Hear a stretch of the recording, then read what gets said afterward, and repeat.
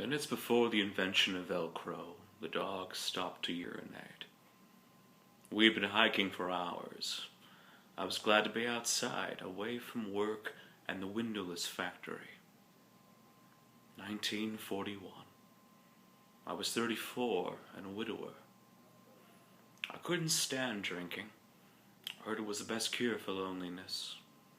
Instead, my hikes became more frequent, walking further and further beyond the recommended route. The dog whimpered and ran to me.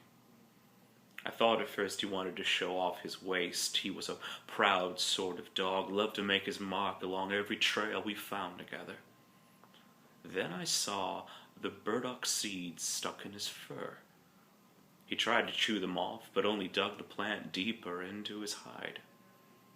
Squatting down, I held the dog with one hand and used my pocket knife to cut the hairs that held the tenacious burdock.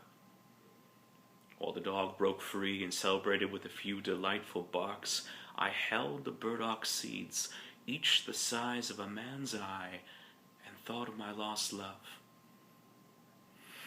If Jean were here, she would have poked me in the ribs, teased me to listen to the old women who swear by using burdock as medicine.